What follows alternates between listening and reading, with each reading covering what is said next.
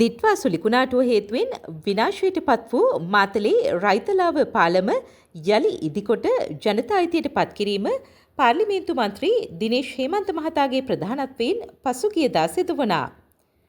සුලිකුණාටුවෙන් පාලම විනාශවීම හේතුවෙන් මාතලේ අඹන්ගඟ කෝරළේ ප්‍රාදේශීය ලේකම් කොට්ටාසයේ රයිතලාව වැටකුළුහේන පල්ලෙතැන්න මිරිස්හේන පුස්සල්ල යන ගම්මානවල පවුල් 1500ක් පමණ දැඩි අපහසුතාවයට පත් වුණා.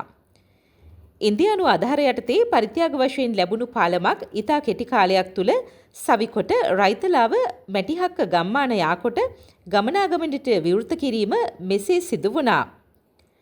පාලම විවෘත කළ අවස්ථාවේදී කඩිනමින් පාලම ඉදිකිරීම සම්බන්ධයෙන් මහා සංඝරත්නය ඇතුළු ප්‍රදේශවාසීන් රජයට තම ප්‍රසාදය පළ කර සිටියා.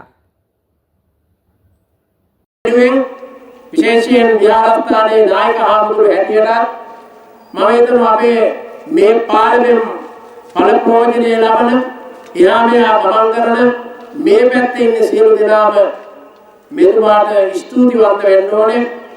මෙතුමාට අපි කිසිම දවසක මෙතුමා අපිට අමතක කරන්න බැරි වෙයි කියන එක තමයි මගේ අදහස. මේ වැලිකොට්ට වල මේ මෙතන තියෙන වැලිකොට්ට 500 ඇතුලේ මේ ගමේ ඔයාලා හැමෝගෙම දාඩිය කඳුළු තියෙනවා.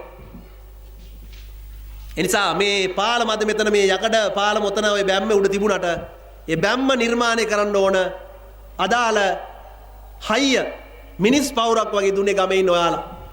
විපුල මල්ලිටයි අපේ චතුරිකා නංගිටයි අපේ ජානක අයියලා මේ ඉතුරු කට්ටියටයි තනියෙන් මේ වැඩේ කරන්න උනා නම් කවදාවත් මේ වැඩේ කරන්න වෙන්නේ නැහැ. ඔයාලා හැමෝම ගමේ හයියට හිටියා.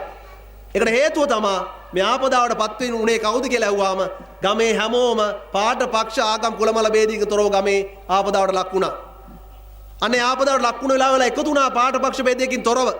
ඒක තමයි නියම පුරවැසියෙක්ගේ වගකීම නැත්තම් යුතුයකම.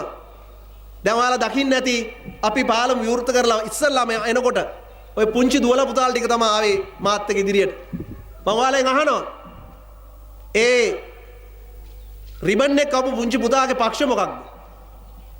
මොන පක්ෂද? එනවල තේරෙන්න ඕන අපි ඡන්දයට කලින් අපේ ඡන්ද අයිතිරෙන්න කලින් ජීවත් වෙන ලෝකයේ තුල අපිට පක්ෂ කියලා જાතියක් තිබුණේ නැහැ. හැබැයි ඡන්දය දෙන්න ජනවරම හම්බුණ වෙලේ ඉඳලා අපි ගම ඇතුලේ පක්ෂ වල කණ්ඩායම් වලට බෙදෙනවා. පක්ෂ වල කණ්ඩායම් වලට බෙදිලා යම් කිසි පිරිසක් රජ කරවන්න ඒ මිනිසුන්ගේ සුඛ විහරණත සැප ජීවිතය වෙනුවෙන් අපි අපේ ජීවිත දිය කරලා අරිනෝ. ඔක තමයි මේ එච්චර කාලයක් ආවේ.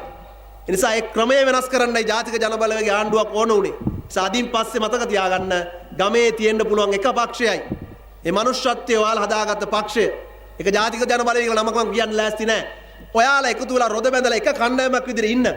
යම් දවසක හිතුනොත් මේ ජාතික ජනබලවේගයේ ආණ්ඩුව වැඩක් නෑ. අපි බලාපොරොත්තු වෙච්ච සමාජ වගකීම කරන්නේ නෑ.